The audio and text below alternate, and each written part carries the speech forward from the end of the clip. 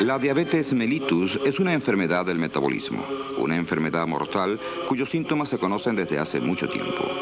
Una sed insaciable y un enorme apetito son muy frecuentes, sobre todo en pacientes jóvenes que mueren por desnutrición.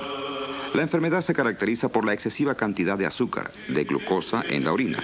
De hecho, el sabor de la orina constituyó la primera prueba para descubrir la diabetes. Durante mucho tiempo se tenía incertidumbre sobre las causas de esta enfermedad. Primeramente se creía que el culpable era el estómago.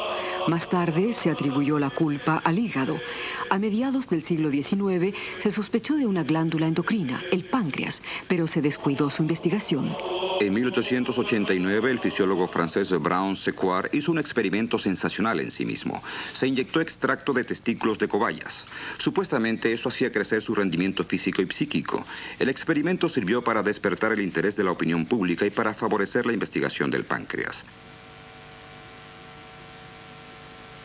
De este, únicamente se sabía con toda seguridad que producía jugos digestivos.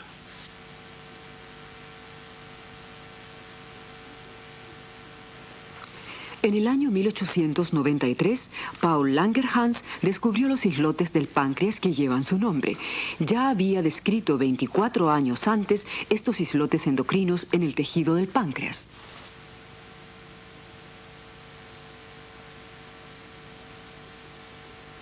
Pasaron muchos años antes que se supiera que en el páncreas se produce una sustancia, la insulina, que regula la cantidad de azúcar contenida en la sangre, suministrando a las células la energía necesaria para sus funciones vitales. La disminución o falta de insulina conduce a la acumulación de azúcar en la sangre. Si esta enfermedad, la diabetes, no es tratada debidamente, se originan daños graves a los órganos del cuerpo. Estrasburgo, 1889. En el mismo año que Brown-Séquard causa sensación con los experimentos en sí mismo, Joseph von Mering y su colaborador Oskar Minkowski hacen enfermar artificialmente de diabetes a un perro extrayéndole el páncreas. De este modo, se demostró definitivamente que la diabetes es un trastorno de la función del páncreas. Otros experimentos ya indicaban que en él se produce una sustancia cuya ausencia provoca la diabetes.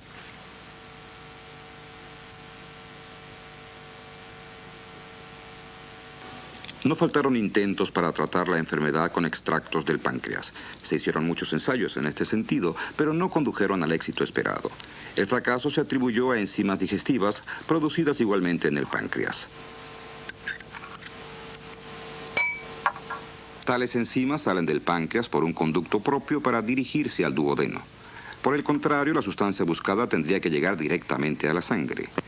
En los ensayos de extracción se puso de manifiesto que la sustancia en cuestión era dañada por las enzimas digestivas. Todos los intentos por excluir ese efecto dañino fracasaron. De este modo se disiparon las esperanzas de los diabéticos en cuanto a disponer de un remedio eficaz contra la mortal enfermedad.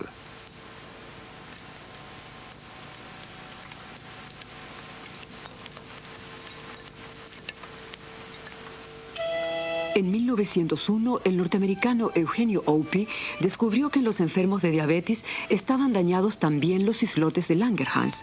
Por eso parecía oportuno buscar en ellos la misteriosa sustancia. 8 años después, se encontró por lo menos un nombre para ella, la insulina.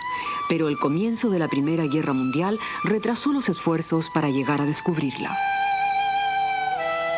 El avance decisivo lo realizó en los años 20 un equipo canadiense de investigadores presidido por el médico Frederick Banting. Banting había regresado de la guerra gravemente herido. No pudo establecerse por cuenta propia y se puso a trabajar como repetidor en la Facultad de Medicina de la Universidad de Toronto. Ello le permitió conocer los informes de Minkowski y los trabajos de Paul Langerhans. También estaba informado de los fracasos de tratar la diabetes con extractos del páncreas.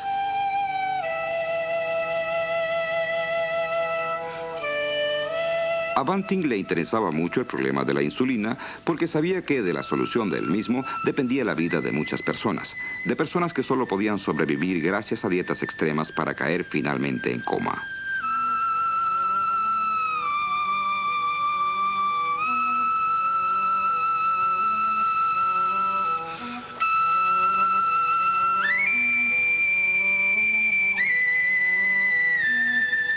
En experimentos con animales, Banting quería atrofiar el páncreas con excepción del tejido de los islotes de Langerhans para extraer la insulina de ellos. En pocas palabras, formuló este propósito. Quería revisar sus ideas experimentalmente y por eso se dirigió a John McLeod, experto en el metabolismo de hidratos de carbono.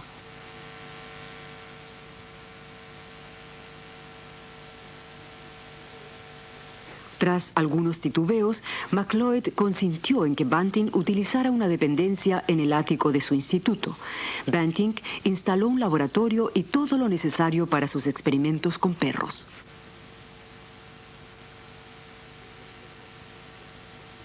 En calidad de asistente, Banting disponía de un estudiante de medicina, Charles Best, de 22 años. Best, que tenía gran habilidad experimental, se reveló pronto como un colaborador de su mismo rango. El 27 de julio de 1921, Banting y Best obtuvieron por primera vez un extracto de insulina de páncreas de perros. Ese extracto se lo inyectaron a otro perro, al que anteriormente se le había extraído el páncreas para ponerlo diabético. El contenido de azúcar se redujo a la proporción normal y el estado del can mejoró visiblemente.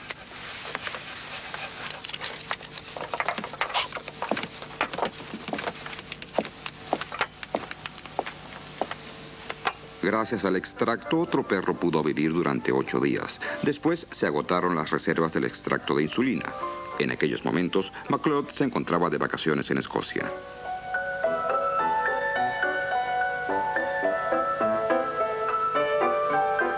A su regreso se dio cuenta inmediatamente de la importancia de los resultados de los experimentos y encomendó al bioquímico James Collip que mejorase el método de extracción. En poco tiempo, Collip pudo obtener, mediante un procedimiento relativamente sencillo, un extracto conservable de páncreas de animales. Ahora se tenía la posibilidad de elaborar insulina para conservarla. Parecía llegado el momento de probarla también en los seres humanos.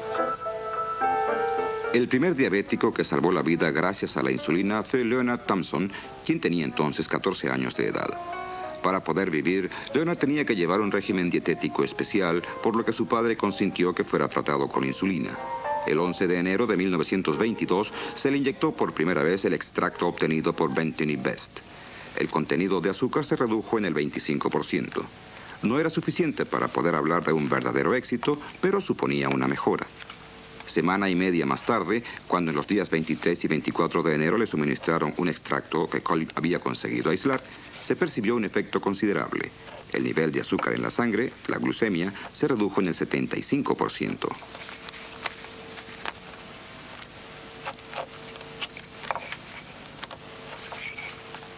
Las inyecciones de insulina continuaron y Leonard Thompson pudo recuperarse. Un año después, en 1923, se inició la elaboración de insulina a gran escala. Con sorprendente rapidez se aplicó el método desarrollado en el laboratorio a la producción industrial. La insulina se obtenía de páncreas de ganado vacuno y de cerdos e incluso de peces. El hecho de que la producción de insulina a gran escala se pudiera realizar inmediatamente en los países industriales se debió, no en último término, a la generosidad de los investigadores de Toronto.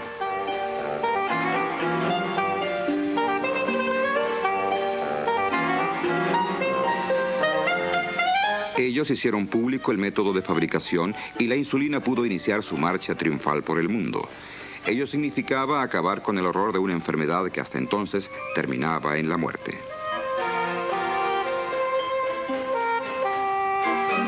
En ese mismo año, 1923, Frederick Banting y John McLeod fueron galardonados con el premio Nobel. Aunque a Banting le molestó que el premio no fuera compartido con su colaborador Best, aceptó la distinción y compartió el dinero del premio con Best. McLeod, por su parte, compartió también su mitad con Collip.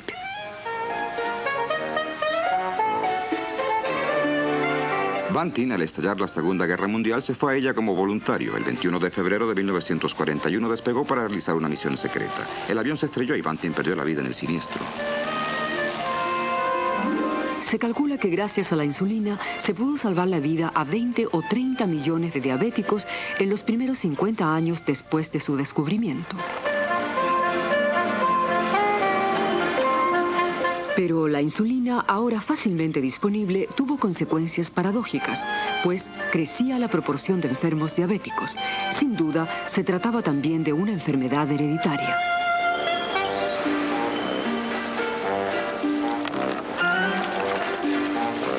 La demanda de insulina crecía incesantemente, de modo que parecía muy conveniente fabricarla sintéticamente por vía química.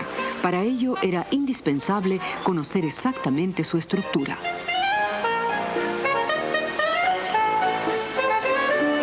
Fue el químico inglés Frederick Sanger quien, a mediados de los años 50, determinó la estructura completa de la molécula de insulina. Por ello obtuvo el premio Nobel en 1958. La insulina, cuya molécula consta de 51 aminoácidos, fue elaborada sintéticamente en 1964 por primera vez. Sin embargo, el método más viable para obtenerla seguía siendo su extracción de páncreas de animales. Hoy sabemos que muchos diabéticos padecen una enfermedad autoinmune. Eso significa que el sistema de inmunidad actúa también contra las células de los islotes de Langerhans, de modo que ya no se produce insulina en la cantidad necesaria.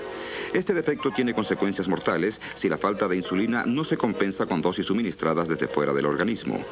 Es posible que algún día se desarrolle un método terapéutico para aplicarlo directamente al sistema de inmunidad.